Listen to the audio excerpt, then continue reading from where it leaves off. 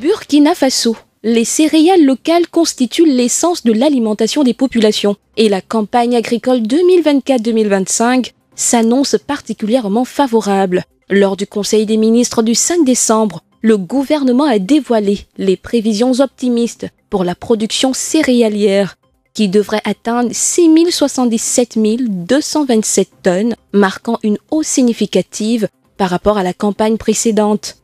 Le chiffre annoncé représente une augmentation de 18% par rapport à l'année dernière, où 5,1 millions de tonnes avaient été récoltées. Cette amélioration s'inscrit également dans une dynamique de croissance continue, avec un gain de 21,4% par rapport à la moyenne des 5 dernières années.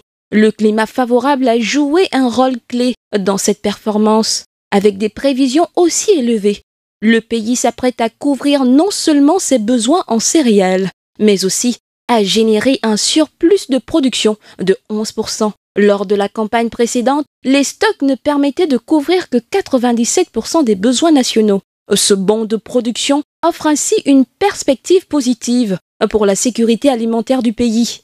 Cependant, un défi demeure, rendre cette abondance accessible à tous.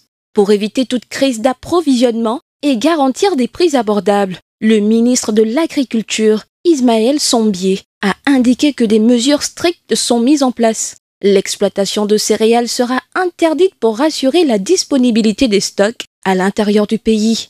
Par ailleurs, des efforts seront déployés pour renforcer la capacité de la Société nationale de gestion du stock, de sécurité alimentaire, SONAGES, et mieux contrôler les prix. Les principales céréales cultivées au Burkina Faso sont le sorgho, le maïs, le millet et le riz.